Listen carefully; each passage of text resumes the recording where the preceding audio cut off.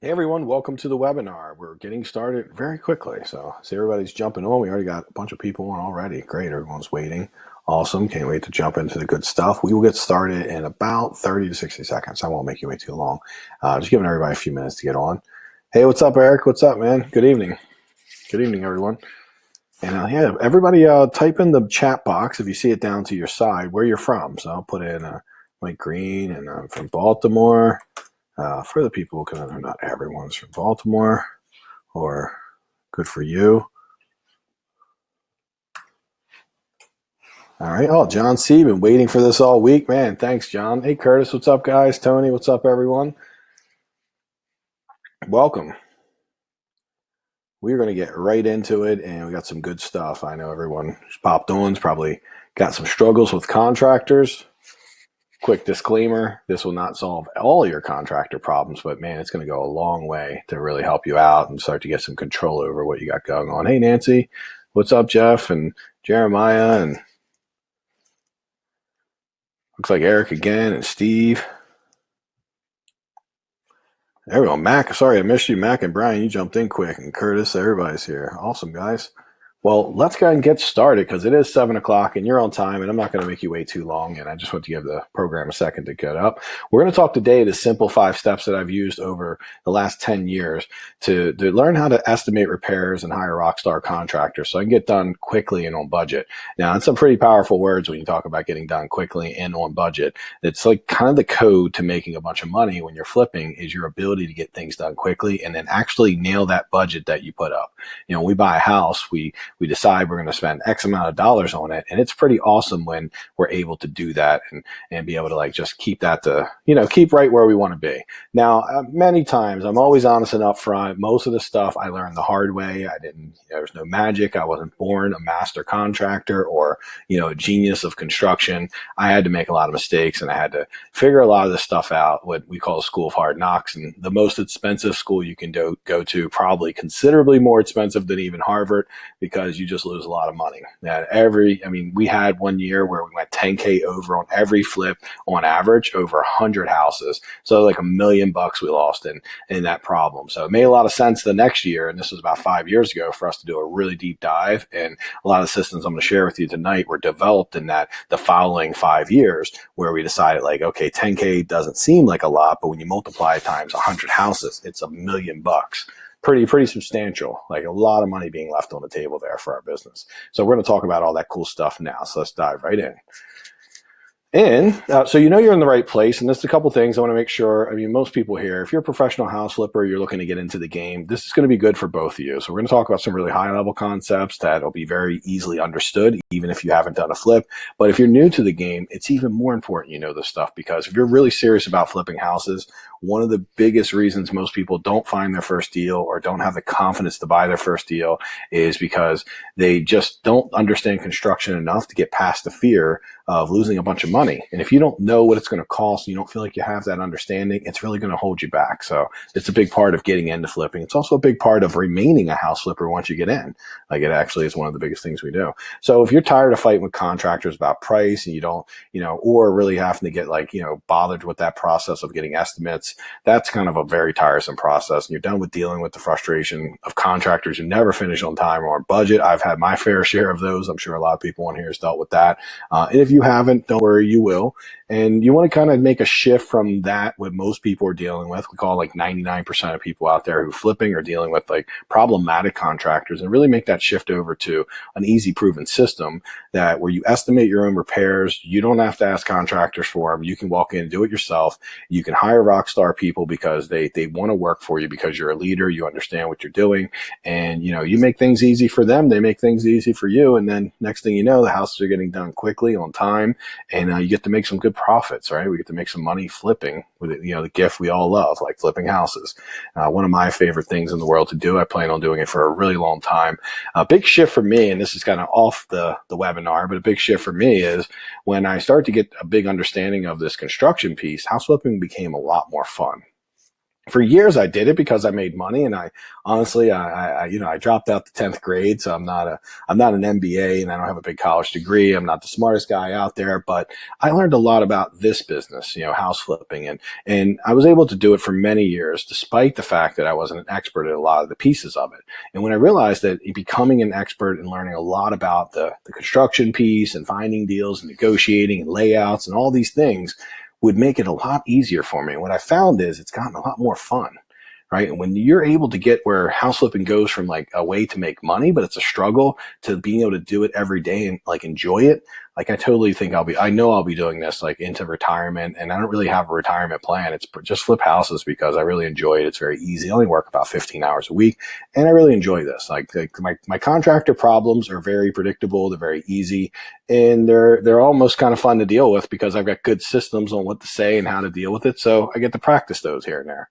So kind of cool. So it really doesn't matter where you are in your journey. You're going to have some really good value in this. We're giving you will hear some nuggets from someone who's flipped over 1,000 houses. And I'm very analytical. I'm very systematic. I like building systems and processes, and I like testing them and improving them. I still do, even after 10 years of doing this. I'm still working, improving my systems every day. I mean, this isn't something that I used to do. I'm actively flipping 13 houses as we speak, and still working on my processes and systems, the budget, and maintain my budgets. Like literally tomorrow, I got an appointment tomorrow for 2 hours. We're digging into stuff. So that's how relevant this is. I'm actively doing a lot of cool stuff right now. A lot of fun. And I hope I never get to the point where I can't do that. The game plan for the night is we're going to review a simple process for estimating repairs, hiring rockstar contractors. I'm going to talk to you about standardized pricing, how you can walk through a property and create an exact repair estimate in minutes. And also, I'm going to talk to you about the 3 steps to hire the right contractors who are affordable, fast, and reliable. And when I say that, I've had a lot of people tell me, like, Mike, does that really exist? Yes, it does.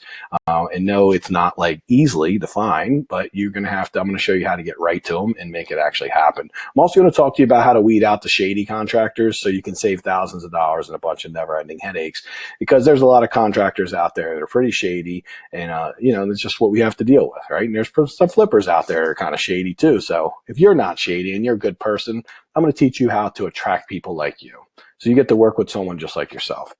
And at the end of that, I'll talk about how you can bring all that together and the next steps to make all this happen so you can really improve your business. I got a great gift for everyone who stays to the end. I got my contractor price and cheat sheet. I generally don't give this to anyone but my students. So it's a breakdown of how you can standardize all the pricing. It tells you exactly what everything should cost. This is going to be your cheat sheet, so you don't have to get contractors. You can start doing this yourself. And you can start down your journey of understanding construction. If you want to be a house flipper and you want to control that business and you want to learn how to break your profits and make them go up, learning about construction is going to be one of the best things you can do. Doesn't mean you need to get a hard hat. Doesn't mean you need to buy a hammer. It just means you need to know a little bit about what's going on so that when you hire people, you actually know what you're hiring for, and you know when they're doing a good job or they're doing a bad job, because we can't leave it to them to tell us. So I'm going to give you the price sheet that shows you a lot. It's very cool stuff. A lot of my high-end students use it. It really is very good. It's taken us a lot of years to develop. It's one of my business systems that I've created for myself and for my employees to use. So you'll get download right to that, and I'll hand that to you at the end as a thank you for staying. Also, probably the most valuable piece of this webinar will be at the end. We're going to have a Q&A, and no holds barred. Any questions you have, if you have questions, you chat them in, put them in the chat. I'll make sure I get to all questions. We have about 30 minutes slotted for that. If it gets done sooner, we'll move on. If not, I will answer every single question. I want to make sure you leave here with your questions answered and feeling really confident and good, and like you've took some good value away from this training. So, because I appreciate the time you're spending with me tonight. My journey, just to tell you a little bit about myself, is I started doing this in 2009, and I used to GC my own flips when I was new, and I have to tell you, I was over budget, over timeline. When I say I used to hire GCs, I didn't used to GC them myself.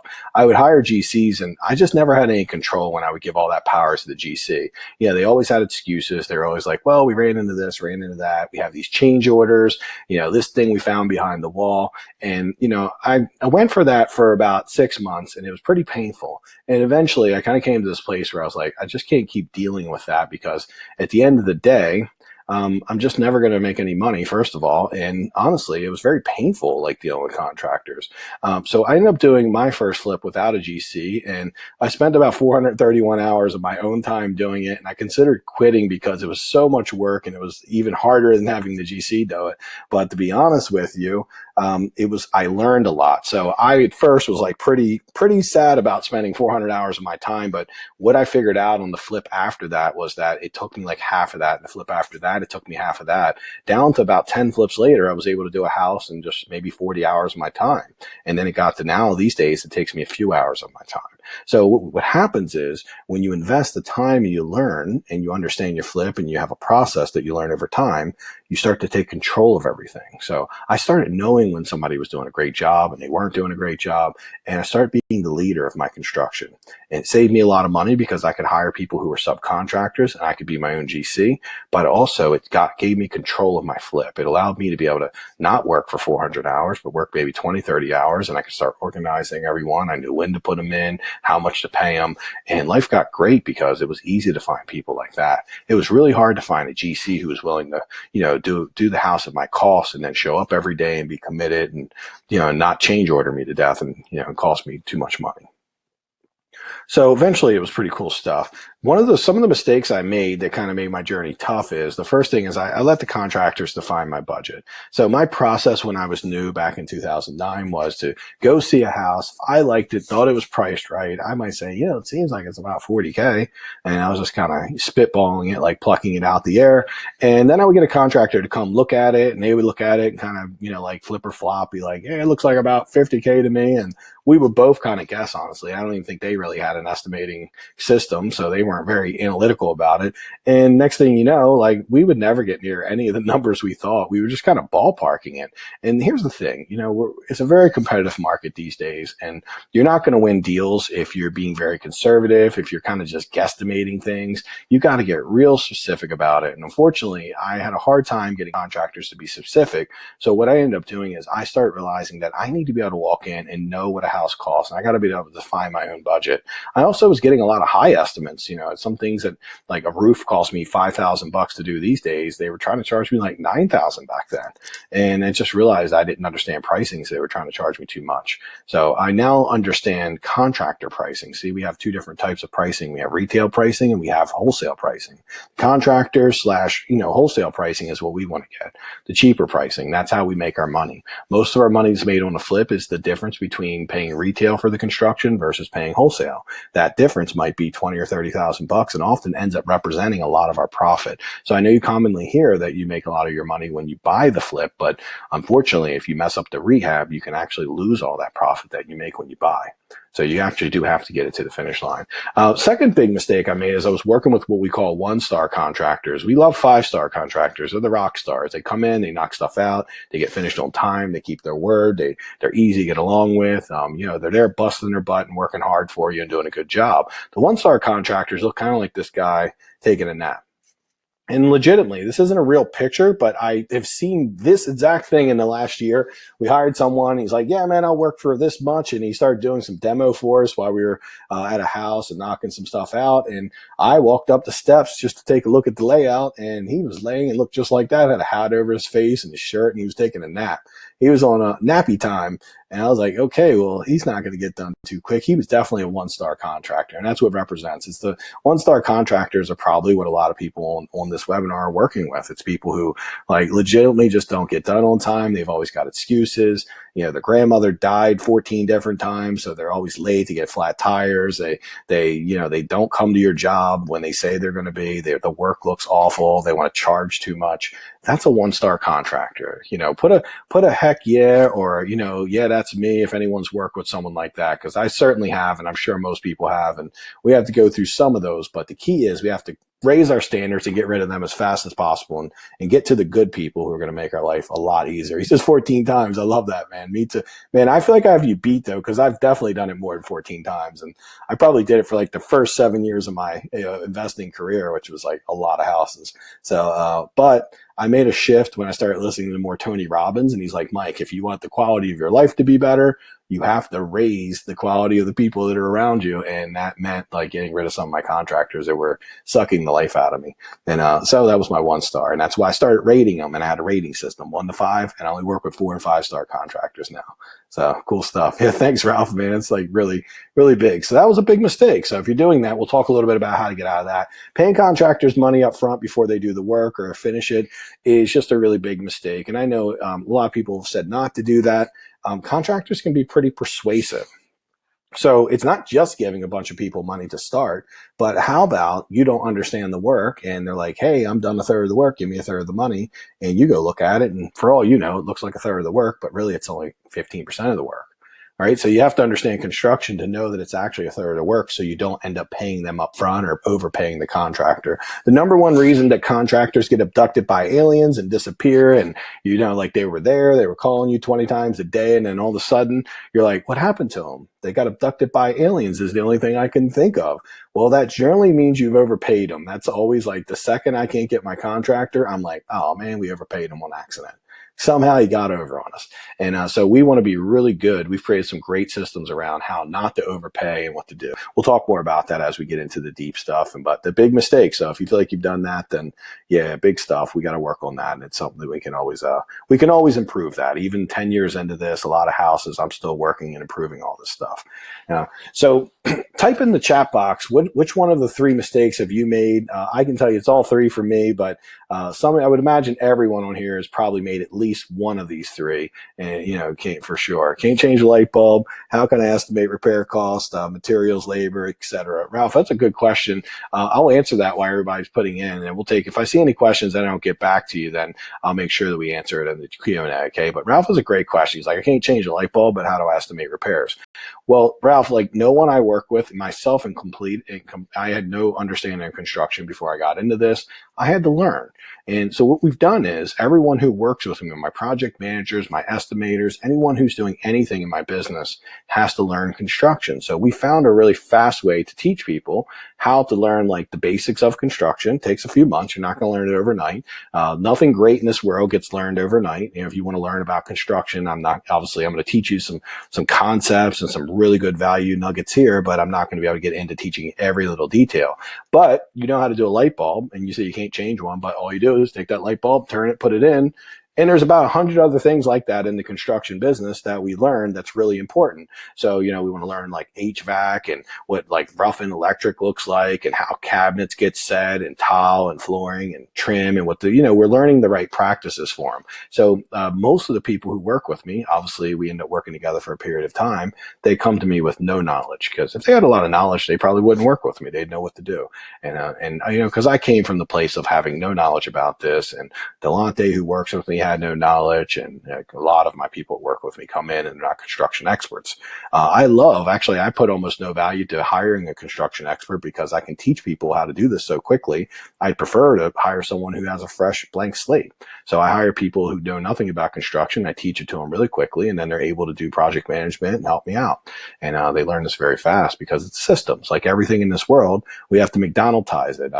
I love that word because I feel like McDonald'ize, like you go to McDonald's, you watch them make fries. It's like they throw the fries in, they hit a button, 2 shakes of salt, it's done.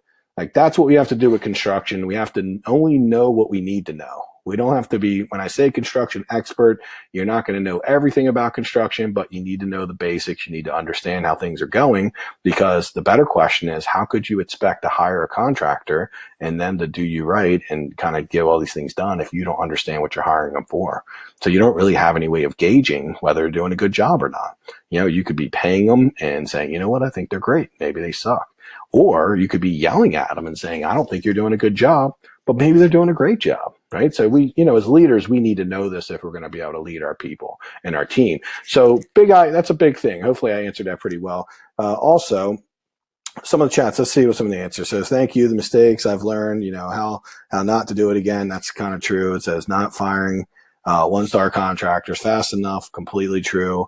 One-star contractors, big one. All three, Casey, Thomas, all three, M, all three for sure. John C, all three. I've done all three. It says, can't change light bulb. Oh, same question. So, yeah, awesome. So I just wanted to make sure I got back to everyone. And it says, Ralph, I said, I heard you say that you train and pay people, guys, like $12 an hour to do the walkthroughs and then give repair quotes and move on.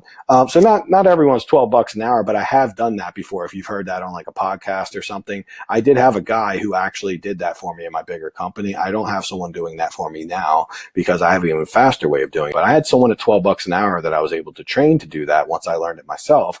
And I trained him in about 2 weeks to be able to walk through a house and be able to estimate. So when I work with students, I actually train them the exact same way I train that person who worked for me. And I teach them over like 30 days how to be able to walk in and understand construction. And again, you're just getting the basic understanding, because if you understand construction, then you can start making better offers. We can start eliminating this really big part of the process where we get 3 estimates and a bunch of people out there doing, waiting for contractors to tell us what it should be. And we start telling them what we should pay.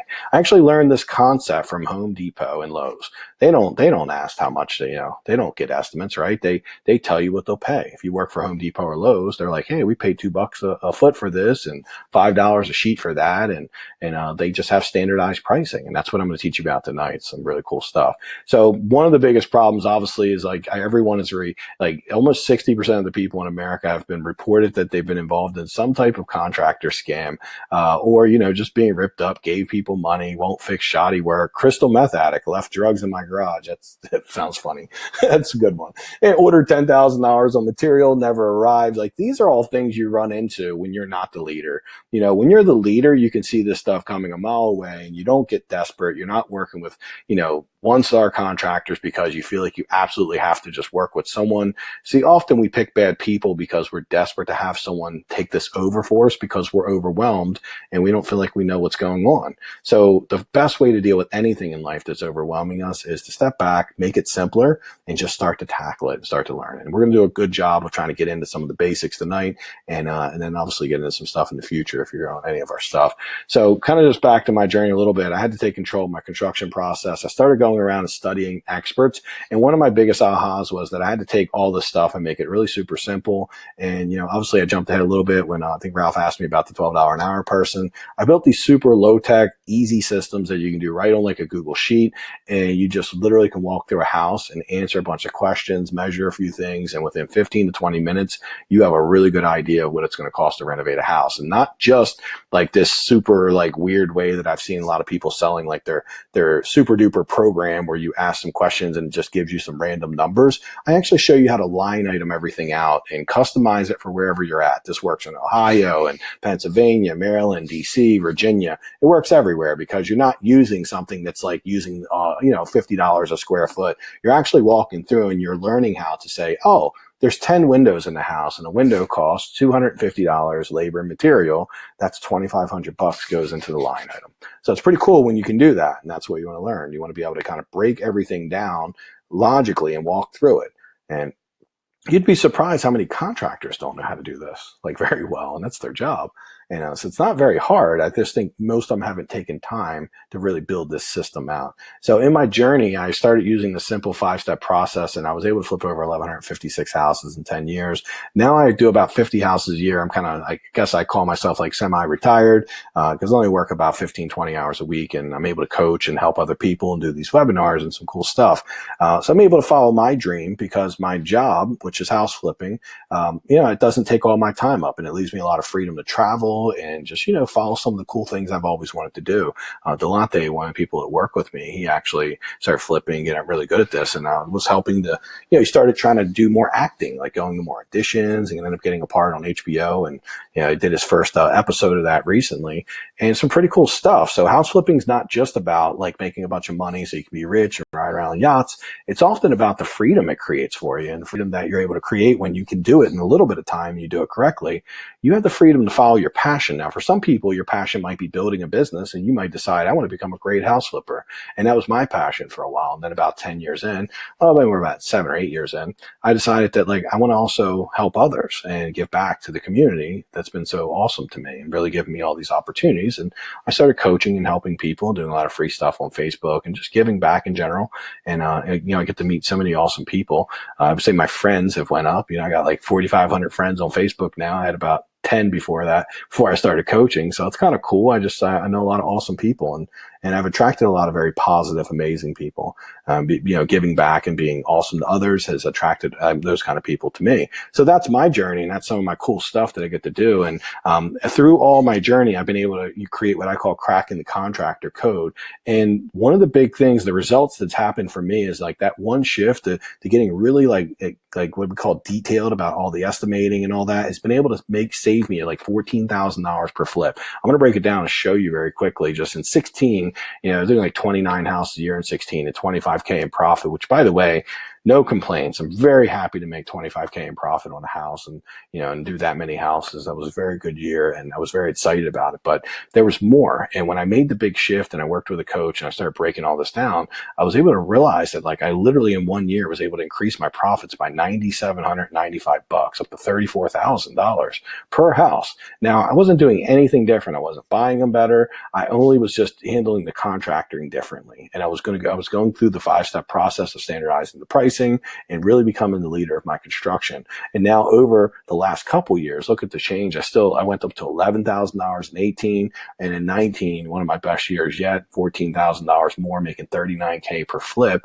And you can see these are some really awesome profits. These are things that are very real, and I do it consistently. Now, when I tell you this number, obviously, I make some flips do really well, some do a little bit less, but I'm averaging 39 per flip. And the moral of the story is the shift of averaging 25 to 39 and doing it when most other flippers are talking about profits decreasing because the market's got so competitive, right? So the secret to why I'm not being hit with the competitiveness of this market is I've been able to raise my contracting game and create a competitive edge. You'd be surprised how many flippers don't know a lot about construction, and it ends up being the bane of their existence, and it ends up being the big anchor that pulls their business down.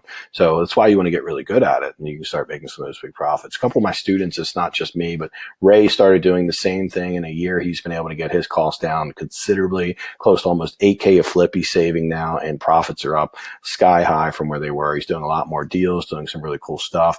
And there's a student who, didn't know a lot about the construction. Samira was she'd had no construction experience at all, was just an event planner, just purchased our first flip. Just talked to her yesterday. She's like a week from being done. It's a pretty big house too.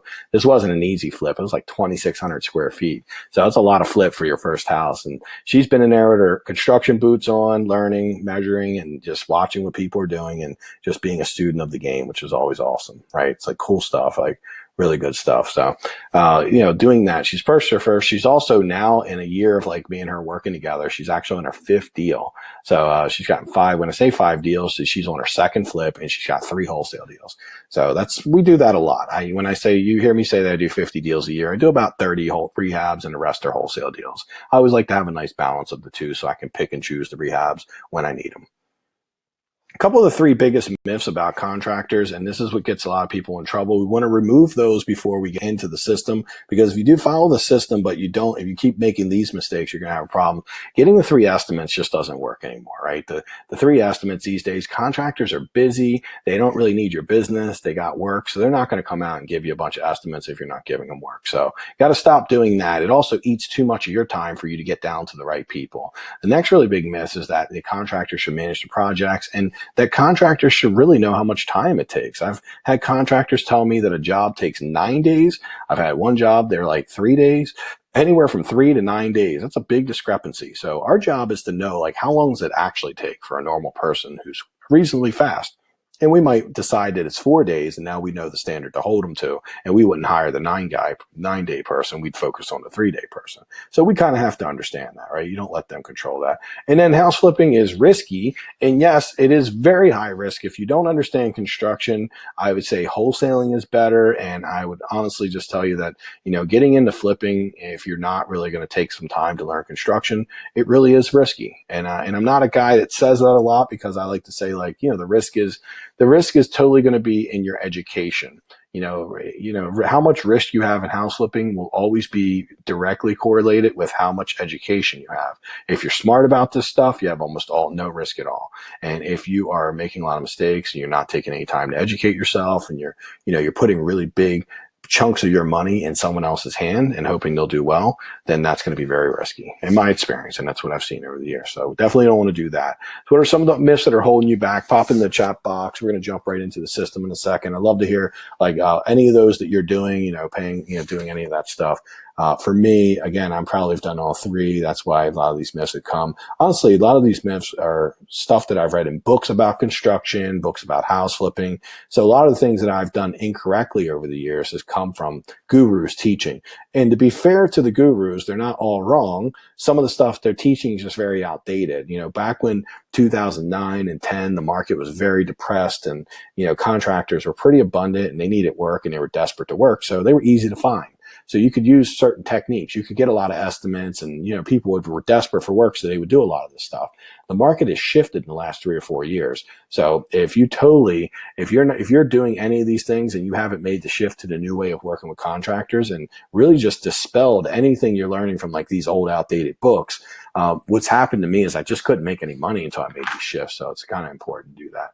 So kind of the big part is getting into that 5-star contractor funnel. That's what I'm going to walk you through tonight. And the 5-star contractor funnel that we create is that we have to do standardized pricing. From there, when we learn standardized pricing, we quickly learn how to estimate the work time. So we know that, okay, this job, putting in a set of cabinets takes 1 day, 2 guys. And when we start understanding that, then we can create what I call a fast work sequence, which is the ability to get through a flip really effectively and efficiently and know how to get people working together. Me, Delonte, and my crew and a couple other people who work with me were able to do a $45,000 renovation in 7 days. And we actually videoed it because no one would believe it. So we videoed the whole thing. It was pretty cool. And we did a 7-day flip. And when we set out to do it, we thought it would be impossible. And we thought a lot of the fun would be just in trying, right? Right. We thought just trying would be the fun. And previously, before that, $45,000 flip was taking us like 2 months. And the inspiration for trying to do it in 7 days was I thought it should be like a 5-week project because we had done it in 5 weeks in the past. And my project manager at the time was like, no, 2 months is fast. You're being too picky. So then we all decided as a group to kind of break our limiting beliefs and bust through the ceilings. And I asked them, what would it take to do a flip in 7 days, the $45,000 flip in 7 days? And kind of both of us were like, no way. And then eventually we started saying, well, let's map it out what it would look like. And next thing you know, we had a plan to do it, and then we actually implemented it. And so the reason I tell you that story is because when you have all these things in place, you understand you're hiring contractors and your critical contract clauses, and you have this funnel going, you can put together a really good team that can do almost anything you want. You can take 5 people and put them in one house, or you can have 20 people in a house. And we ended up having 19 to 20 people piled into one house for 7 days to get that all done. And it worked. So whenever things are going slow, it's always just a manpower issue. And it's the ability of you as a leader to get more manpower in there and know exactly what that manpower should do. And manpower means women or men, by the way, to be politically correct. But you know what I'm talking about, because actually I have a couple women that work with me who are awesome. But we just think of manpower as like the unit, how we measure.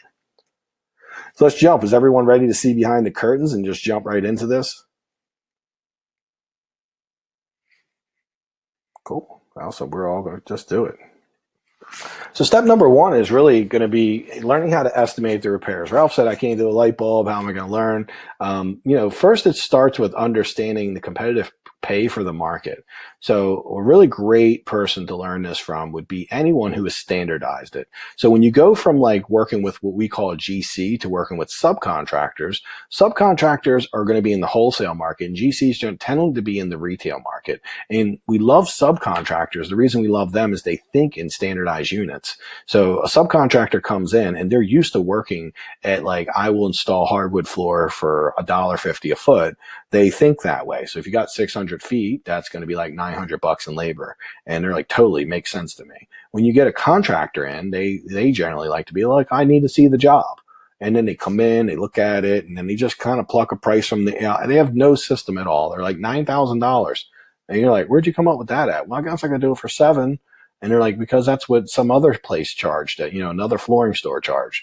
And I'm thinking well, how much do you need to make? See, the subcontractors think more like, I need to make this every day, and this is how much money I want to make. And we can break into that, and then we can figure out what that standardized pricing is. And then we also know that subcontractors work for pricing that's going to be very wholesale. It's going to be reasonable most of the time, but they're good at learning how to make profits, right? With a little bit of stuff, right? It's very, very big. And it says you need not only to stack your contractors, but also know how to order and orchestrate. It does the what, where, why, and all that cool stuff. Yeah. And the deal and all the personalities for sure. Yeah, absolutely, Ralph. That's really good feedback. Thanks, buddy. It's good stuff.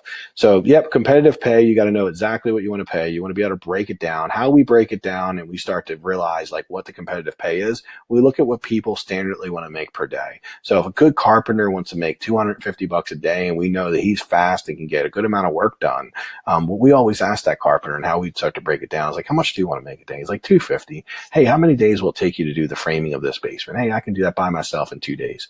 So I guess what you're saying is you're looking to get paid about $500 for labor. And they're usually like, okay, that makes sense. Sometimes they're like, no, I want to get paid $2,000. And then we kind of reverse the math and we break it down with them. Well, you said $250 a day and this would only be 2 days.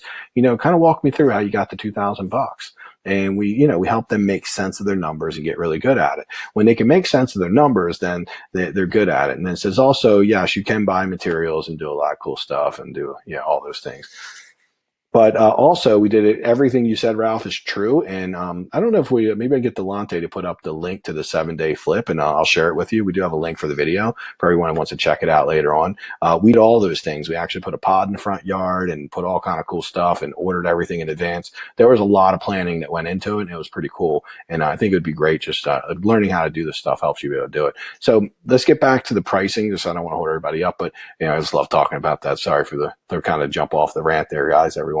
But competitive market pricing. So when we start understanding like the units of what we pay, how much somebody wants to make per day on average, we can start reverse engineering what the competitive pay is for the market you're in. That's going to be different in California versus Ohio versus Baltimore versus Virginia, New Jersey, any of those things. But they're pretty common on the East Coast, just so you know. It's going to be very similar in Baltimore versus Ohio, New Jersey. We're not a big difference. We're very close. And then from there, once you understand the standard pay, you start knowing, okay, this is what somebody gets paid for all these things. We start line item budgeting and everything out. One of the things we don't really believe in, and I've learned it's not worked, is we don't believe in saying, okay, it's $10K to do a kitchen and $5K to do a bath or $50 a square foot or any of those things. We don't use shortcuts. We dive in and get more deep, right? We get into the deep stuff. So, hey, thanks. I appreciate it, buddy. So we get into the deep stuff. And whenever instead of like just trying to like make things real simple, which is awesome. I love simple. But when it comes to estimating, if we make it too simple, then we don't really get detailed enough about it to be accurate. And we start having bad results. So when we say line item budget, it's very simple in the fact that if we have 10 windows and $250 each, we can put a line item that says windows, $2,500, or we have 200 sheets of sheetrock and we know that costs $35 for labor and material. That's $7,000 we can put into the line item. So we start learning to do the math very quickly and do the measurements, and very quickly we can get through a house and really just do about 40 to 50 quick line items that will budget up and tell us exactly what we're going to spend for the house. So pretty cool stuff learning that. Now, obviously it takes a little bit of time. You can start to do it, practice it yourself. I'm going to give you a really cool thing at the end that's going to be this exactly like this line item budget, show you how to do the pricing, and it's going to be pretty cool. And then you learn the per unit like we talked about, how much is this per unit? When we break things down like this, we take all the like I'm looking for the best word, but we take all of the like mystery out of like how contractors work, because it is not very scientific. They kind of come in. I've had contractors tell me $2,500, go to the same job 2 weeks later and like 6,000. They're like, well, how do we go from 25 to 6,000? So this was when I realized like I just need to determine the price and then just say, hey, I'm paying $2,500. If you're in, let me know. If not, I get it. I'll find someone else. Demystify. I love Ralph. Ralph's like my side guy, man. Like Ralph, we need like work together. You know what I mean? Like Ralph's awesome, man. He's like got all the right words for me and everything. So yes, we need to demystify how the crazy thoughts that contractors are having. And we just break it down for them, right? And just start telling them like, hey, here's what we pay. And we go from, telling people what we pay versus asking them what we should pay them. It's awesome, right? Everything changes. We have complete control. And this is like the first step in cracking the contractor code is exactly this. The house my height, man. I love that. Yeah, you're awesome. So, and then also finishing your flip fast is going to be the second piece. So standardize, like figuring out like how long does it take to do work?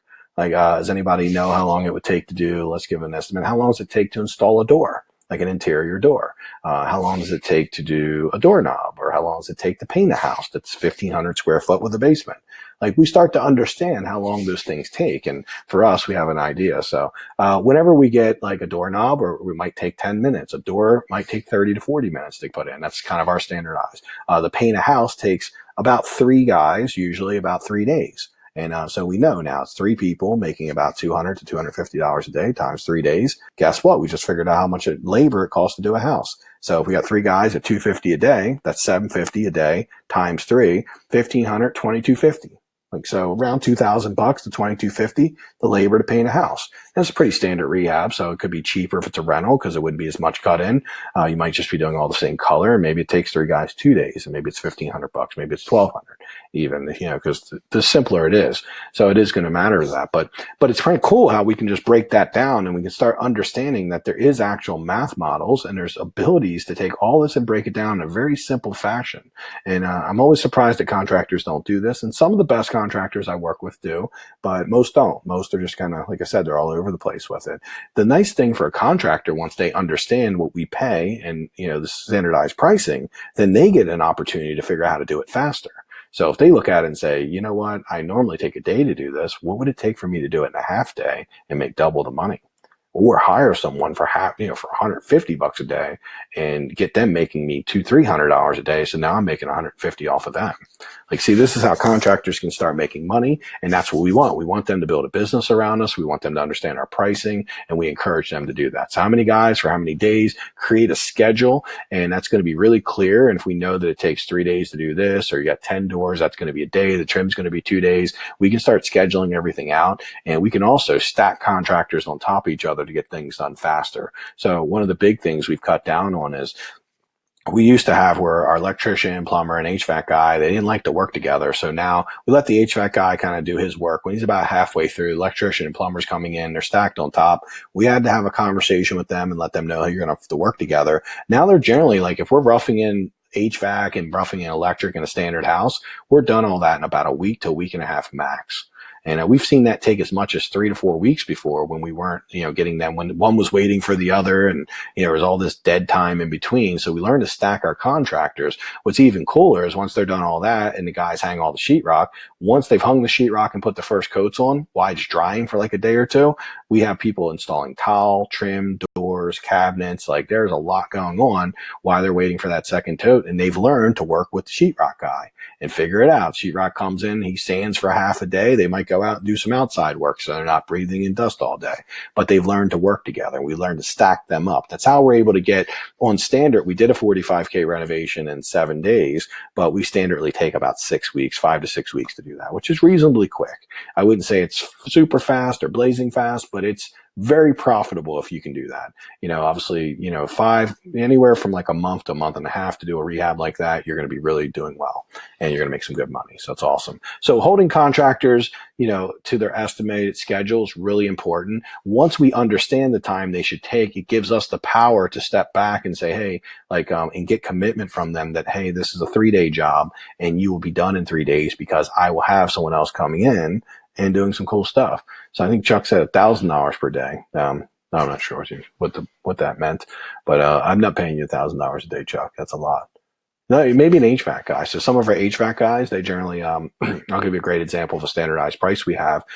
We buy HVAC units, cost about $2,100 for the inside out, everything, all the copper and everything.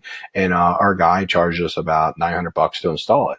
So kind of cool stuff, right? So yeah, it takes about, cool, $1,000 a day, $45. Yeah, Chuck, thank you for breaking that down. It makes a lot of sense now.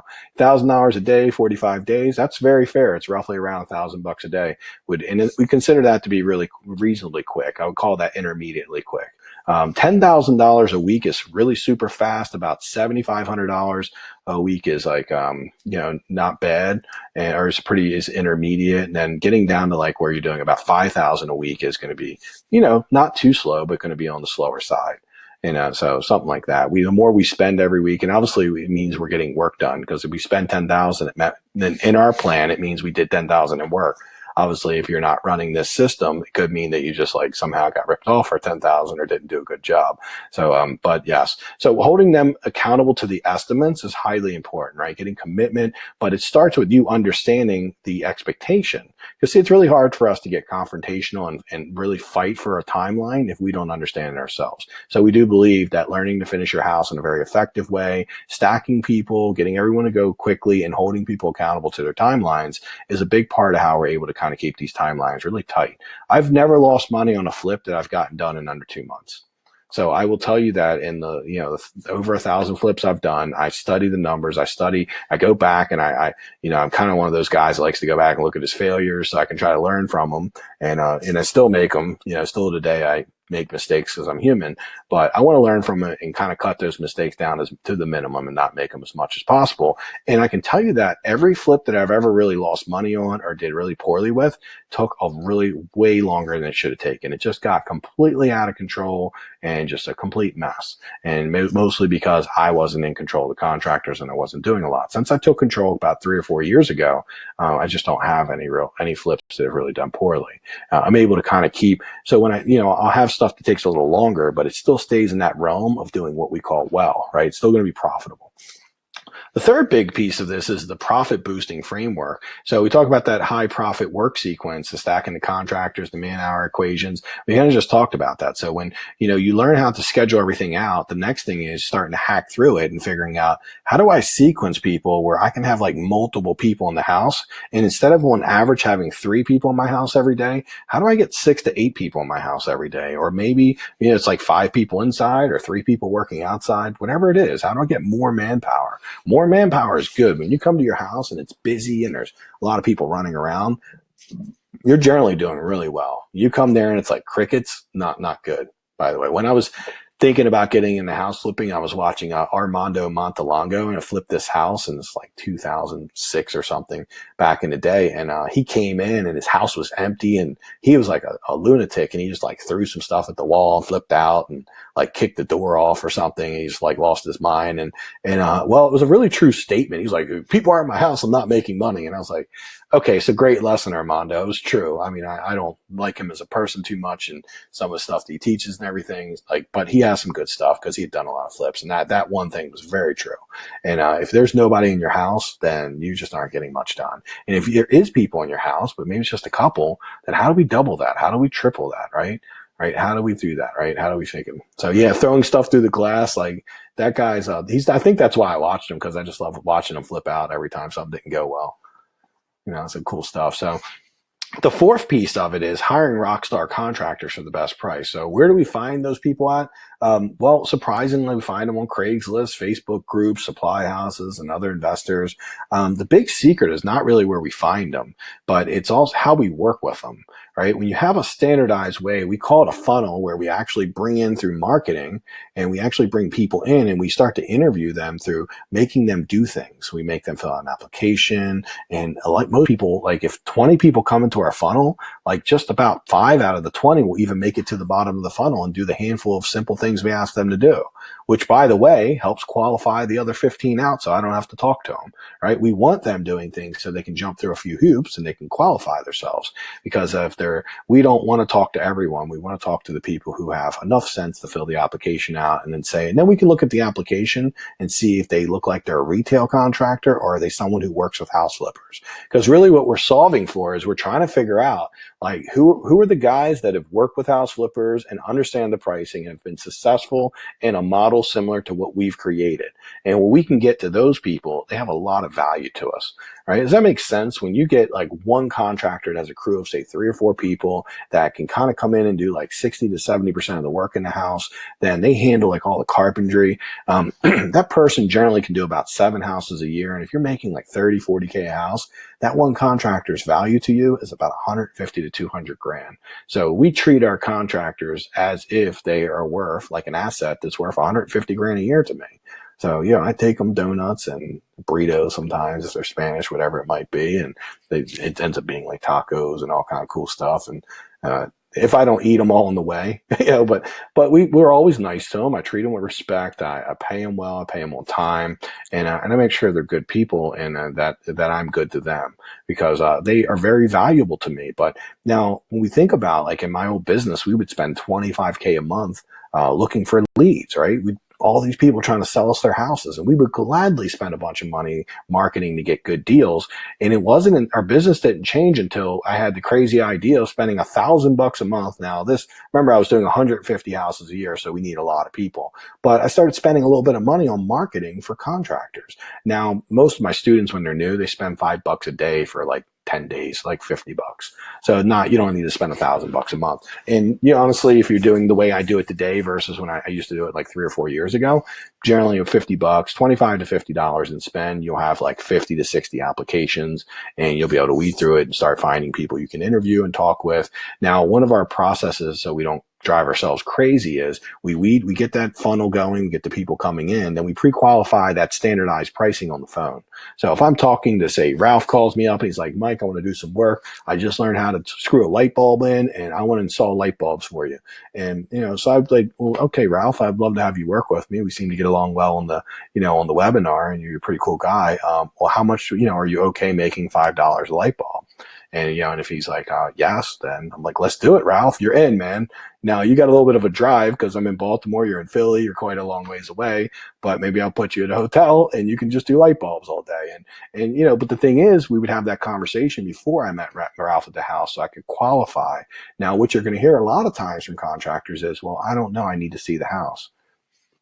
That's kind of like that's kind of a big deal. You don't want, like, when they say, I don't know, I need to see the house. Well, what's going to happen is often they're going to get out there and they're going to tell you a price much higher than the price that they're going to want to try to, justify their really high price. And they're going to tell you a really high price when they get out. And the problem with that is that it's going to eat a lot of your time, right? If you start doing that with multiple people, all the energy and time, it's going to wear you down, and you're not going to have time to get through those 20 people to get to the one that you need to hire who's going to be worth 150K a year to you. So you got to adopt this way of thinking, that you want to put a little energy into finding that rock star contractor. You want to pre-qualify the price with them, understand it. And then once we pre-qualify, we'll do an on-site interview.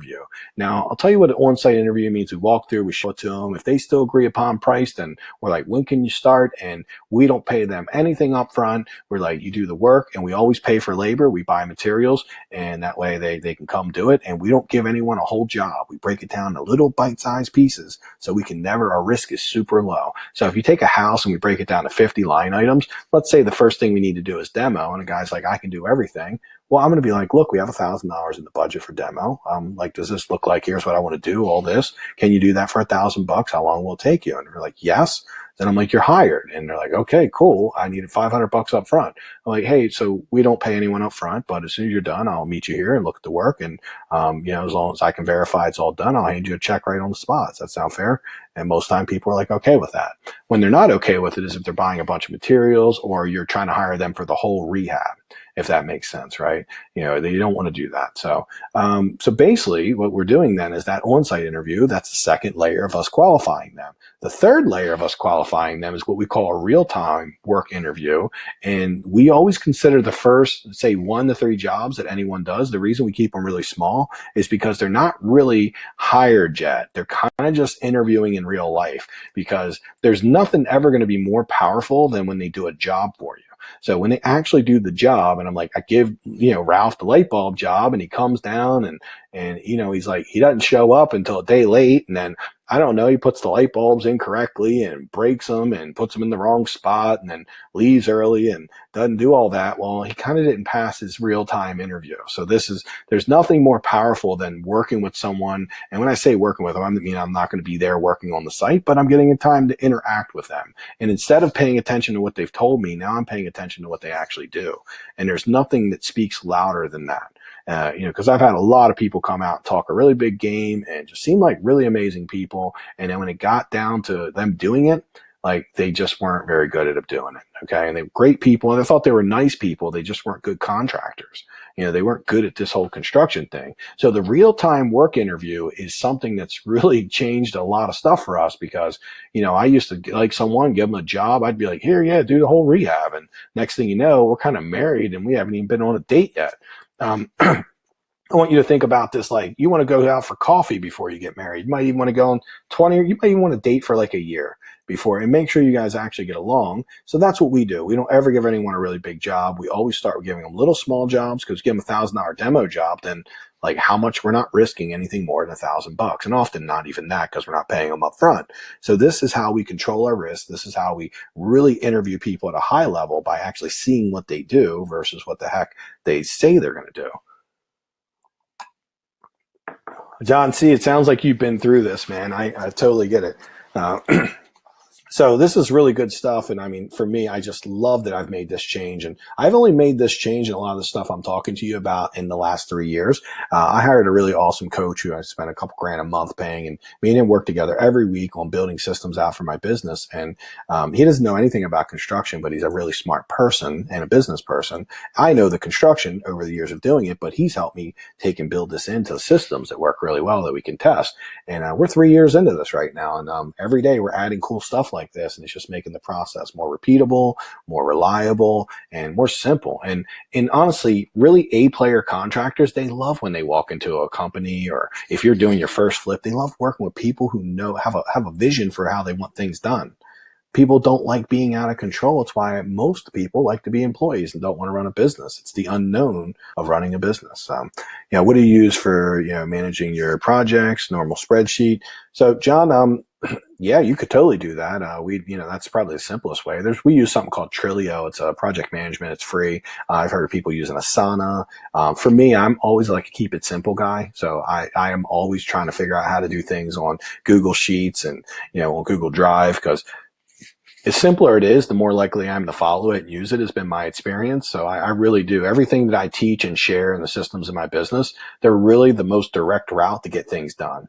Because anything we make, keep it simple. Anything we make way too complicated, I tend not to use. I've had some crazy project management things that I've built out, and like nobody used it. And it was very sad because I built it out over like 5 months, and I thought it was like a genius and it was so great. And like I couldn't get anyone to use it. And I realized that man, nobody cared. Like I was impressed with it, but I kind of wasted 6 months of my life. And so simple stuff works, right? And we just need to, you can do some magic with spreadsheets. I don't know if you're a spreadsheet fan, but spreadsheets like rule the world when it comes to this stuff, because we can do a lot. And then we use QuickBooks for all of our accounting and stuff, but very, very simple stuff. So that real-time interview, that's like one of the best pieces that pulls it together. And it's when you know whether you need to keep going back or not. And now the last piece of this is, now that we've done all the getting the contractors in, we understand the standardized pricing, and we're able to get test some people out in a safe way where we don't get ripped off for a bunch of money. And now we get to see that they're really good. We want to start now working on how do we take and protect ourselves from shady contractors, because I'm probably not the first to tell you this, and they do exist. There are some shady contractors out there. And we already talked about the first step, which is giving them one job at a time. But the next piece is payment schedule. Like 100%, we don't hire anyone and pay them up front, because I can just tell you right now, when you give people your money, they have no incentive to come do the things they've promised. And you're lucky if they even do anything at all. I've seen times people just take a deposit and they just disappear. The Home Improvement Commission that we have in Maryland, which is a license you have to get to be a licensed contractor, it's not easy to get. You don't just go pay $50. You got to go to school for it and do a bunch of stuff. The reason they created that is because of how many people have ran off with freaking numbers, right? They've just get $5,000 or $2,500 down, they disappear. So we don't want that, right? We can't handle that in our business. We really want our business to be very, very, very just we want it to be consistent. So we love the small job at a time. We don't pay people up front. When it's a small job, it's easy to get people to accept not being paid up front because they're not out of pocket. It's not like, hey, I'll pay you in 60 days. Basically I'll pay you in like 2 days when you're done. That's pretty reasonable ask. That's next is understanding the critical contract clauses. And some of the ones we use is if we do a contract, it's going to be a very simple one page. Just here's what you're doing. Here's the breakdown. You're going to do 10 windows. You're going to install those. You're going to get paid this when they're done. And we keep it really simple. And then we always put performance clauses in. And what a performance clause is meaning if you don't perform in a time that you stated in our agreement, then you're going to start getting charged like $100 a day or $200 a day. Now, I'm going to give you kind of the inside knowledge of performance clauses. I've never taken that money, even though many times people have not performed. I use it as a way to put a little bit of a fire under their butt. I'm never looking to take their $100 or rip them off for money. I just want them to know that if they just kind of disappear and don't do work, they can't come back 2 weeks later and be like, all right, I'm ready to finish up, because by then I've hired someone else and their money's kind of dissipated and disappeared and I've already moved on. Right. So yeah, penalty clause, performance clause, or bonus clause would be the wrong. That's the opposite direction if you want to put a bonus one in. So I just make sure that we have that. We also make sure that we get a workman's comp waiver or workman's comp, whatever you decide to do. We're also getting 1099s from everyone. And a lot of these are the critical contracts that we pay attention to. But I have students, and I tell you sometimes I'm like, I have almost no paperwork because I build my business in a way that it protects me. Because I have to tell you, running around with a contract saying someone should have done this, they don't do anything for you. You'd have to go get an attorney, and that's a big train wreck. And so we really want to avoid that. I really believe in creating businesses that I never need to sue anyone, or I never need to like pull a contract out. I love when I have my business like that, because it means at a big higher level, I'm protecting myself, because I found that contracts don't generally protect you. I mean, if you had to get a lawyer, I guess it would help. But, I've had people who I've met who've been ripped off by contractors and then sued them and won, but couldn't collect the money because obviously the contractor is a deadbeat and, normal stuff. So anyhow, we just use contracts more to get clarity. That's the main reason I'm using contracts, just so we can be really clear about what our expectations are, when you get paid. I use it just to take and reiterate the things we already talked about, right? We already talked about, but I don't want them to come back 2 days later and say, oh, I thought you were going to give me 2,000, or, I thought you'd do this or that, because they are known for doing that. So if we are going to use a simple contract, it really is to clarify the communication and then have something to help motivate them to get done. So that's our critical contracts. And then keeping contractors accountable is the last piece. Again, that's always going to be with you just having that contract, being clear, everything you need to do. What if somebody gives you a W-9 and they gave you a bad E&I number? ANSI, I think I've dealt with that a few times in the past, and I'm not a professional at this. I would ask your tax guy, but what our tax person had told us, if they gave us a fake number, that the IRS, you can report it to the IRS and then they'll hunt them down and figure it out. As long as you got them to sign in, a W-9 and they've done all that, you're usually in the clear. But again, I'm not an expert at that, so please ask someone who knows more.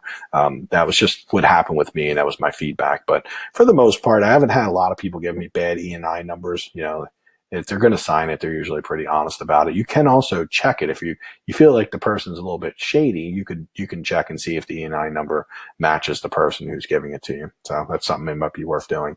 So keeping everyone accountable is really key. So that's kind of the main part of it. Now, the consequences of not following the 5 steps and the process of what you're doing is just that you're going to get bad results. You're not going to get things done on time. It's just a lot of them, right?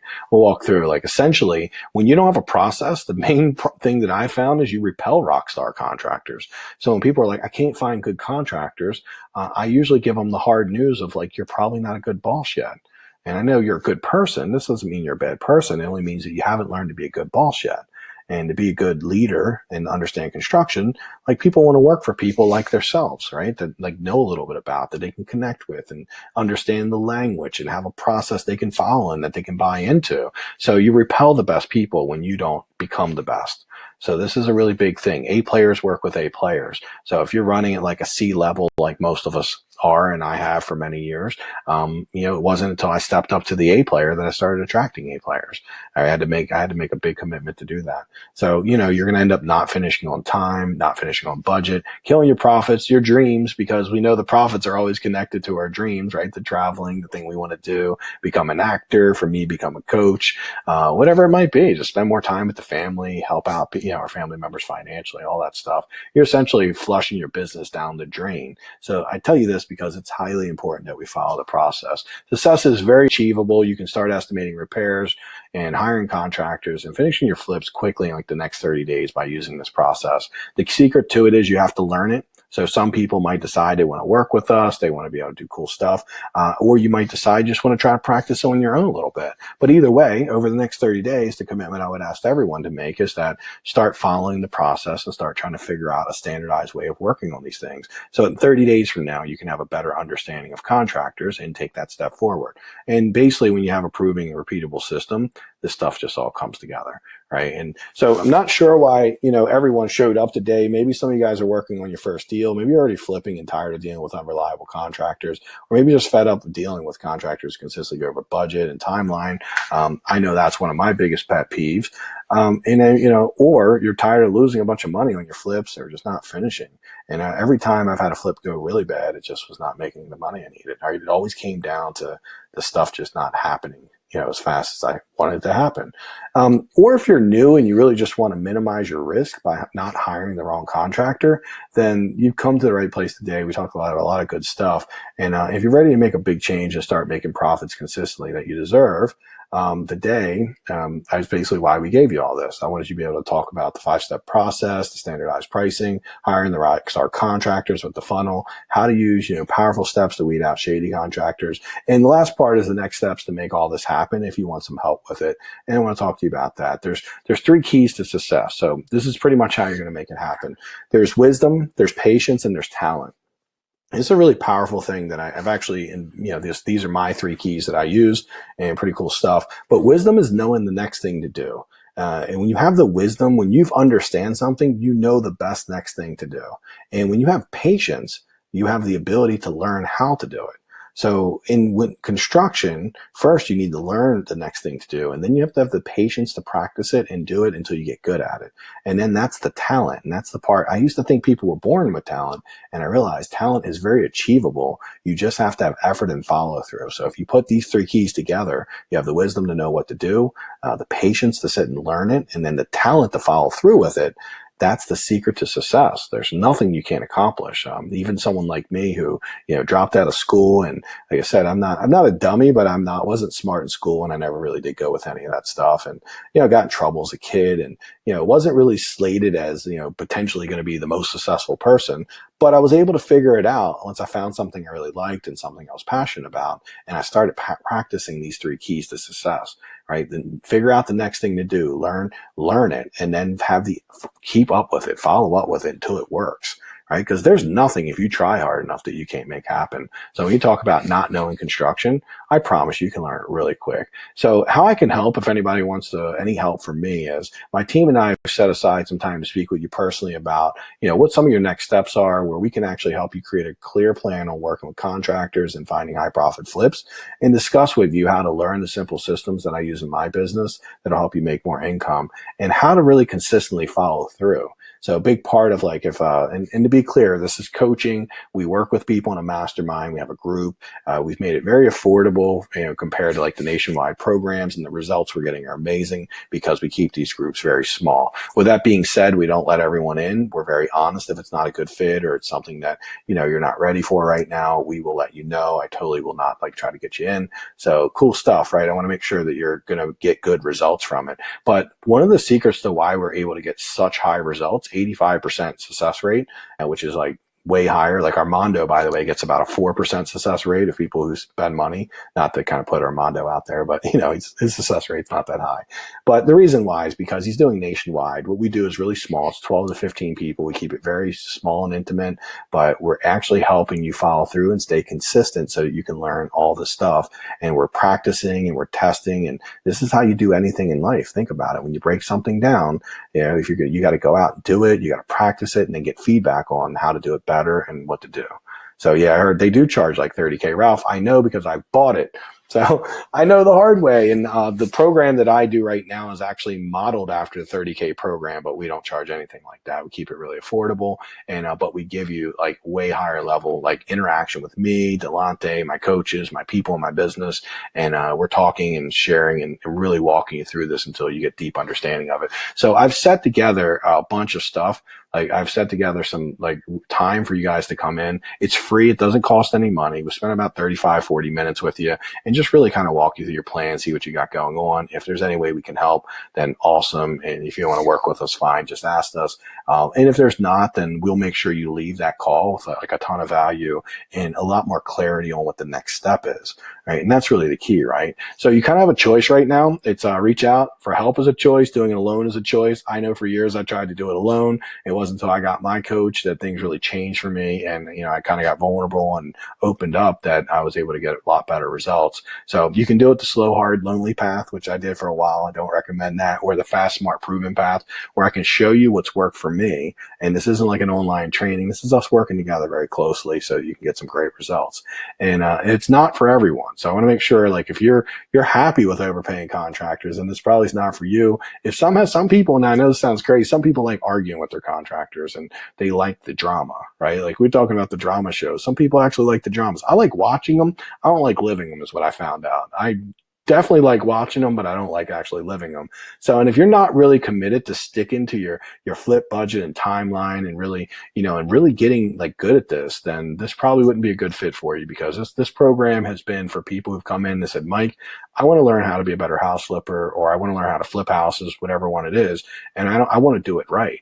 So I actually want to learn the business, and then we really pour into you and make sure you're doing a great job and you're learning. So and then you get the the community of the rest of the mastermind helping you, and we go through pricing, just everything. So there's a lot of cool stuff. And everyone in our mastermind's not local to Baltimore. We have people in Ohio, New Jersey, Pennsylvania, New York. We have somebody in Toronto, Canada, San Diego, Florida. They're pretty much everywhere. Atlanta. We have a lot of different people. One in Seattle, Washington. So that's probably the farthest away. And systems work everywhere, right? These concepts are very, very strong, and they don't really matter where you are. It's just a matter of implementing them for where you are. So make sure we just want to be upfront. It's probably not for you. It is for you if you're really currently flipping houses, or you're serious about doing it and you're willing to invest and you're able to invest in your business. It does cost money. So coaching with us is not free. It is an investment. It's not $30K like those crazy programs. You get a ton from it.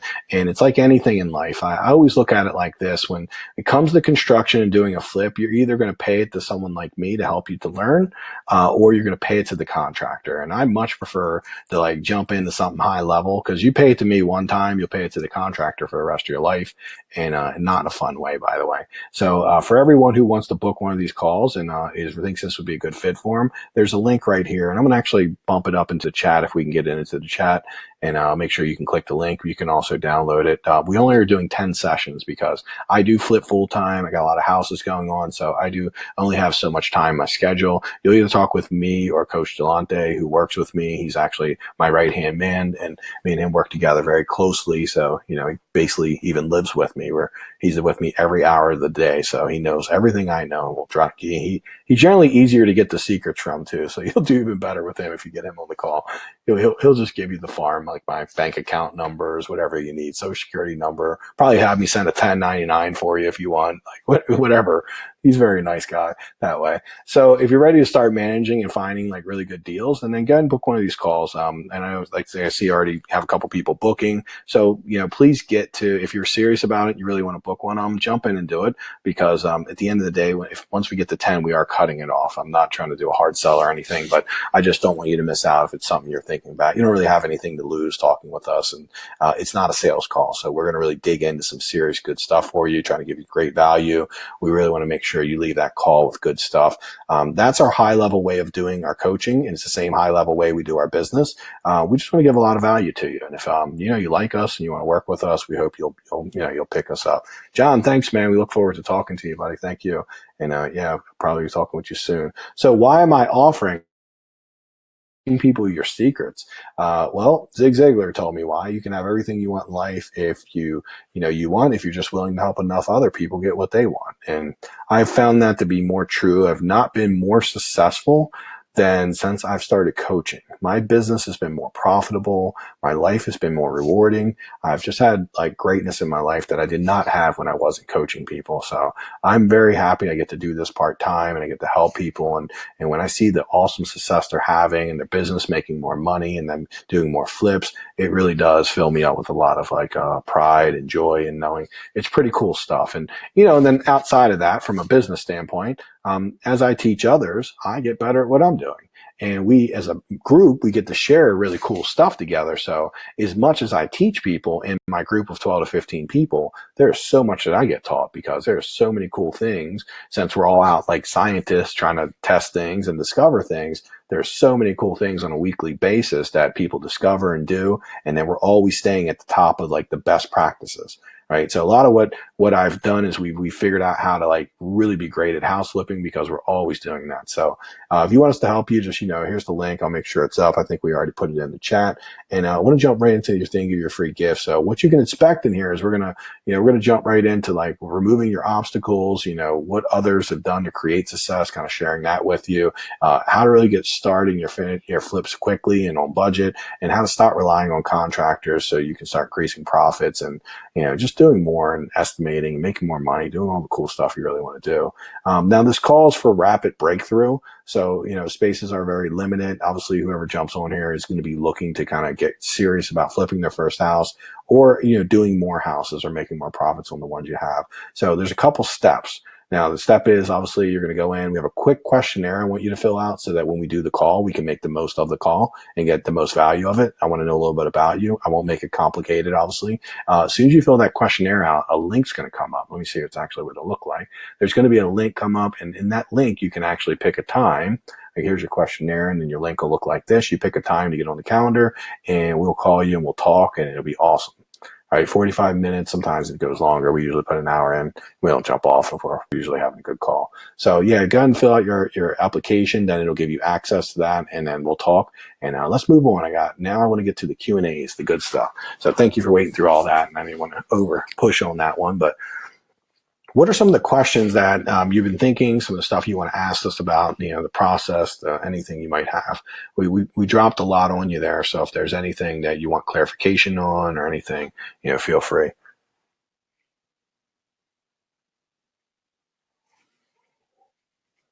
I actually just seen Ralph, man. Thank you so much, man. Your podcast got me ready to take down a flip, man. Thank you, dude. I really appreciate that feedback. Because every day, like when we work hard to get the podcast out, I don't always hear the feedback of like, is it actually helping or people listening? On our head, we're like, hey, does anyone actually hear this? So I really appreciate that, man. That's why we do it. That's the whole reason. So very, very good stuff, man. So thanks so much for that. So the scene in Save says, ARC, it says, what project management and deal analyzer would you use? Let's start with ARC first. And then when it says deal analyzer. So I basically, in our coaching program, I teach you how we have a complete system for how we can walk through and estimate repairs. Once we've estimated repairs and we decided on the most optimal layout, then what we do is we can go through and comp, because it's impossible to comp correctly. And what I mean by comping, if for the people who are new, is, looking at comparable solds. You can't really comp a property properly. You can't comp a property properly. That was like a tongue twister. You can't do that if you don't understand what you're going to turn it into.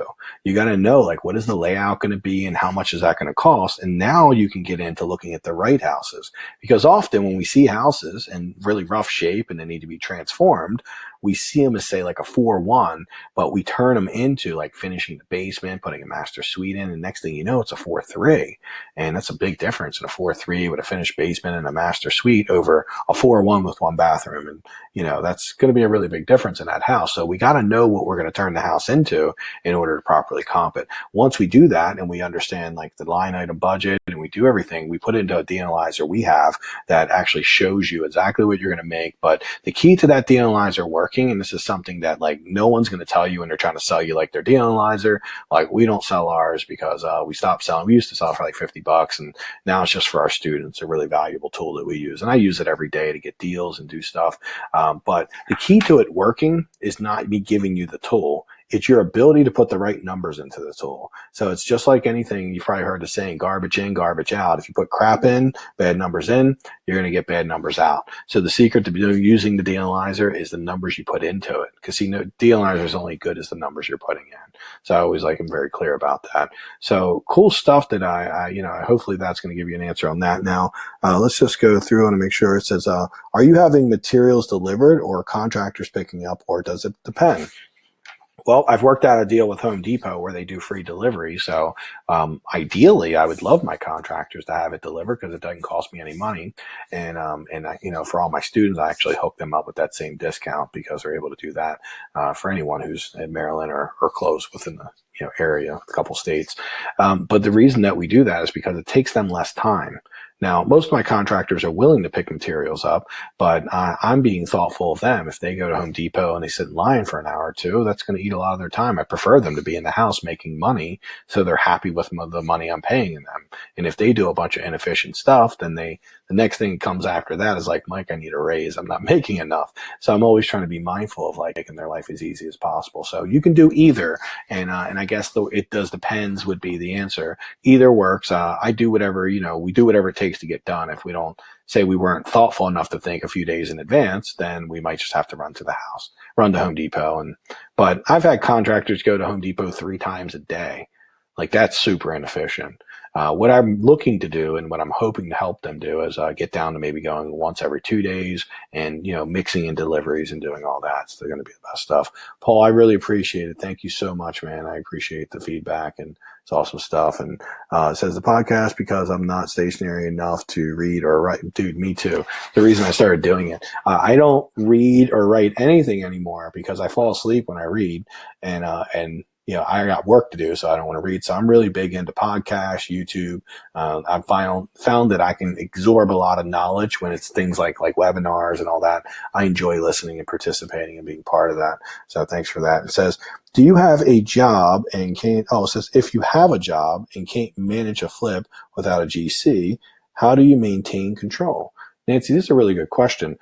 Every single one of my students in my lower level group that we were just talking about, that like the mastermind, I can't think of one out of like 12 or 15, whenever we got in, that doesn't have a job. So we teach you how to manage with your job. You don't need to be there every day. You can do things remotely, and we teach you the techniques of how to be really efficient. My belief is if you can't learn to manage a rehab from, say, 1 to 2 hours a day, and that means doing it on your lunch break, maybe doing it on your hour before you get to work, an hour when you get home from work, then you're not doing it correctly. One of the biggest problems that happens if you were given 8 hours a day to do a job, we find as humans, we find ways to make it take 8 hours. When we're giving an hour a day to do something, we get very creative and very resourceful, and we figure that out. So I've actually trained like my higher level group and I next week or the week after, it's very close. We're going to Costa Rica, and what we're doing, it's going to be a lot of fun, is we're masterminding in Costa Rica, but what we're teaching, and I'm teaching them, is how to run their businesses. They're all full-time flippers, and I'm teaching them how to run their businesses in 2 hours a day. So we're making it mandatory. Every day we're going to meet as a group and we're going to hack it down, and I'm going to show them exactly how what takes them 6 to 8 hours a day now, we can make it in 2 hours a day. We can do it.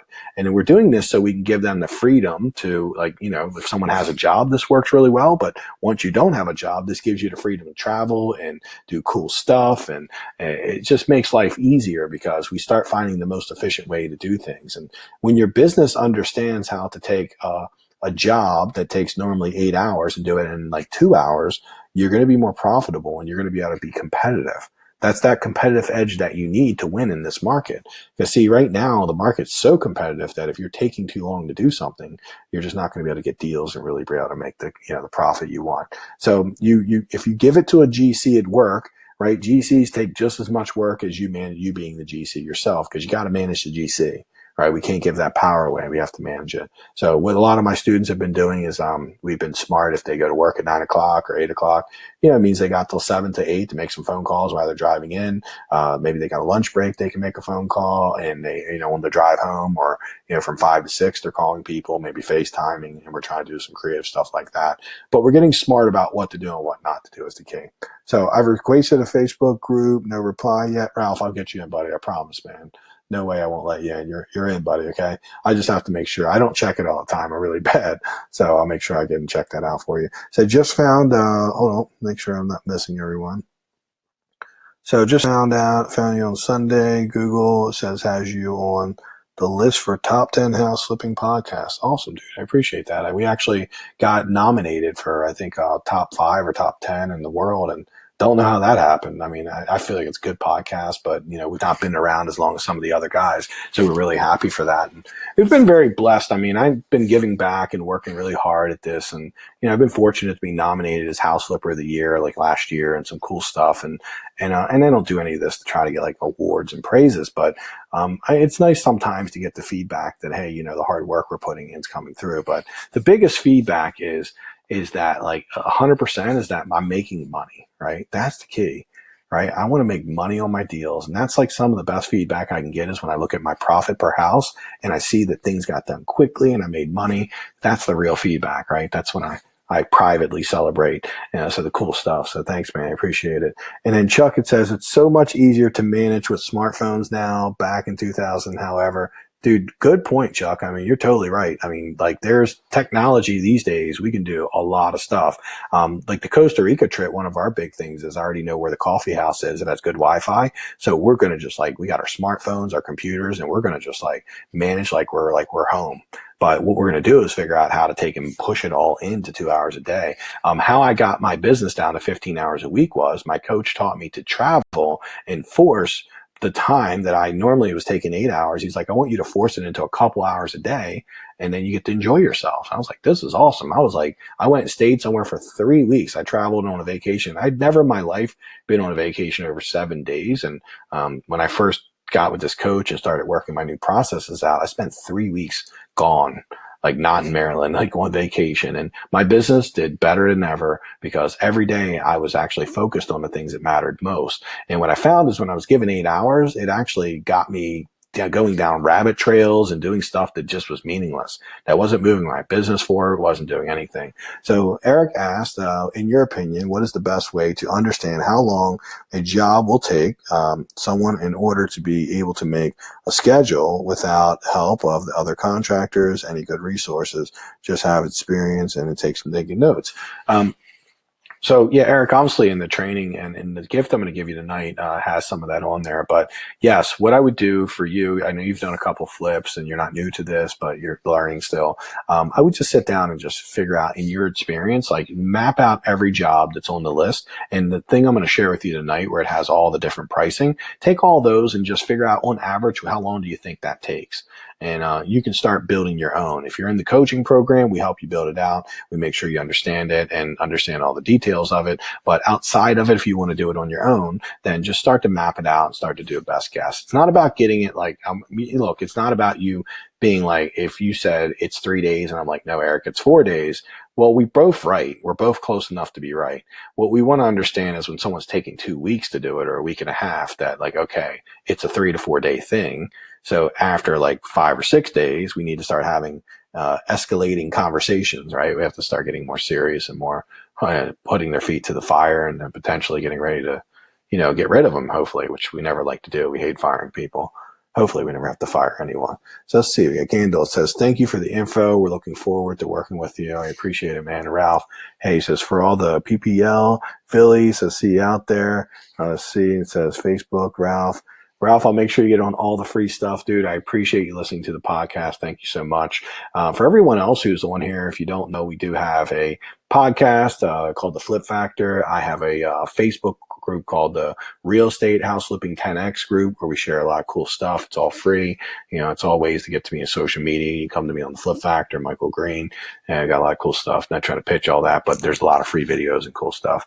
Now, do you partner with your students? I actually do not partner with my students, Ryan, because I have my own business. So I tried doing it a long time ago. And what I found is that I was actually, it's one of the things that I dislike, and I'll just be honest, is a lot of the coaches locally, they partner with their students and they take all the profits and they don't really teach their students how to do it correctly. So they end up like taking their profits, not making any money, not really teaching their students what it is to do it on their own, because they will like say, hey, let me do this thing. And then guess what? Then you don't ever know how to do it. So you end up having to partner with that person forever. And like, you're not really, you paid to learn. So what we do instead, because I have to focus on my flips, is I actually walk you through and I empower you to do your own.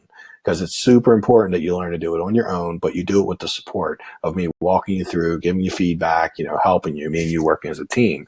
But I don't take any of the money. So when you get the great result, you get to keep it all. And then you're able to do it, right? And when you do something yourself, you learn to do it. And then do you recommend using hard money lenders? Absolutely. We use hard money lenders today. I'm well over 1,000 flips in. I'm still using hard money lenders. A lot of what we teach in the program is how to use them, how to get the best rates from them, how to create really strong relationships, and how to get private money to help you, gap fund or whatever you might want to do. Some of my students have raised a lot of private capital and don't need hard money anymore. But for me personally, I don't enjoy raising private capital and begging for money. So I've created some great relationships where I get like like 10 and 2, 9 and 2, really cheap rates. I think they're very affordable. I know how to find great deals, so I don't have any problem paying those rates. And the hard money lenders I work with fund everything really easily. It's like a phone call.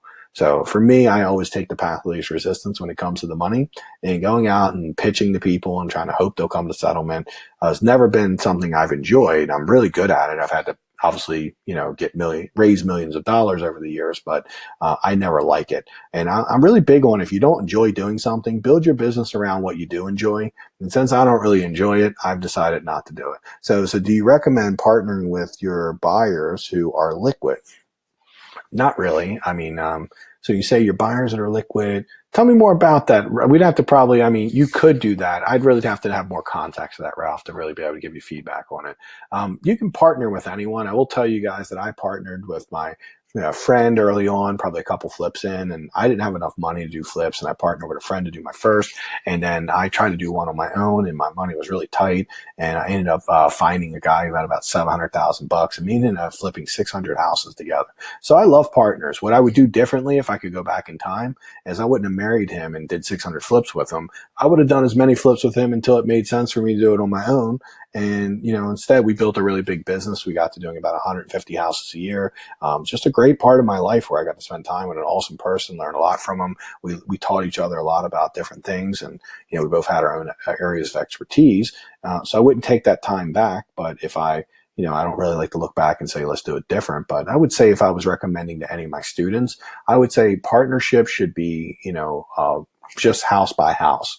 Like, partner with someone if it works really well and you have a great experience, you like that person, continue to partner with them at any point, but leave it very like an open relationship, where if somebody else comes, say like Eric wants to partner with you, Ralph, and you're like, cool, I'll partner with Eric and I'll partner with Nancy and maybe Ryan too. Who knows? Right? We kind of like, I don't know. It sounds a little bit weird, but we're able to partner with everyone, if that makes sense, because you always want to have the opportunity to find your soulmate as a partner if you are going to work with one. I was very fortunate that I found someone I got along with very well. The fact that we were able to work together for 7 years and do that many flips, and, we did some great stuff. But even after 7 years, we parted ways, not for any bad reasons. We just did it because it made sense to make our businesses smaller. He wanted to do less houses. Didn't want the headache and all the risk of having all the employees and everything. So we both went on to do like smaller versions of our business that we consider to be safer and easier to run. And it also, luckiest thing that ever happened to me, because I got the opportunity to really to redesign this whole business in a big way. So a lot of everything I'm teaching you, I didn't do with the old business. This is all the new way of house flipping, the new way of working with contractors. So some cool stuff. So JV, deal by deal, note taken. You got it, man. It's totally good stuff. Let's see. Looks like no more questions. So I think we're all good to go. Anything last? Good stuff. Thank you guys for all the interaction and everything. You've been great to work with tonight. So cool stuff. You're welcome, Eric, and thank you, man. I appreciate you coming. Cool stuff. And talked about like how are you keeping us as I see it's more about keeping it. Absolutely, is about keeping them accountable. And here's your free cheat sheet for everyone who stayed. Some people jumped off. I want to make sure you have that. You should be able to download that link or copy and paste it. Let's see if we can pop it up in the chat for everyone and to make sure you have it. This is a pretty cool tool. And also, if you look at it, there's a second sheet. So I actually see it right now. And it looks like to me, let's see. Oh yeah, you're actually looks like you're getting not just the cheat sheet of the pricing, but you're also getting the timeline. Because I think Eric asked, how do you know how long each job should take? I have the standardized timeline on the second tab. So I feel like you got a 2-for-1. I didn't even know I was giving that to you. But cool, I hope you enjoy it. It's cool stuff. So you're getting the price sheet and you're actually getting that. So that's really good stuff. So I appreciate everyone being on this call, and I hope you've learned a lot and we give you a lot of value. I thoroughly enjoy spending time with everyone and doing this, and hope to see you on the group and maybe on a call, whatever it is. And again, if we got, I think 1 or 2 spots left, most of the spots got booked up. Do we have I'm checking now. Let's see. It looks like we have, we have 2 left. So it looks like 8 spots already taken up. So if you're thinking about it, you're on the fence and hey, thinking about it, maybe I don't want to do it. I don't know. What is this? Maybe I'm not that serious. Have a call and let's talk about it. We'll help you kind of figure it out. And if you're not ready right now, we'll help you discover that. And that's every time we do 3 calls, we actually help most people figure out that they're not in a place yet to go where they want to go. Right. And we kind of give them some clarity on what they should do first on their own before they invest in any coaching or start to try to do a business. right? You might want to make sure that you got some other stuff in place. We're really helpful with those things, and we like to kind of give you that honest feedback. So everyone, thank you. You got your gifts. I'll make sure I email them to you just in case something happened and you get them. And there should be a replay if there's any technical difficulties. I had some cool stuff tonight. Thank you guys so much. I appreciate it. And thank you everyone for being on a call. Just let me run through it. Just say thank you personally to everyone. Ralph, thank you, man. You're my new bro. Rodrigo, John C., you're awesome. Robert, Gail, thank you very much. Ryan, Nancy, Chuck, Ralph, you're in, man. You're like busy, buddy. Nancy, Ryan again, Gail, everyone, Erica, Liska, everyone. Thank you guys. Ganell, Ralph again. Looks like Erica, Chuck, and everyone. John C., you're on there. I know you're on. You're already. Paul, thank you so much. And Ark and some cool people. Oh, Rodrigo again. I think we got everyone. I just wanted to make sure no one's left out because they were like, Mike, why did you call me out, man? Thank you, everyone. Suze, everyone. I appreciate it. You've been awesome. Thank you. Have a great evening, great weekend. Enjoy yourselves. Talk to you later. See you.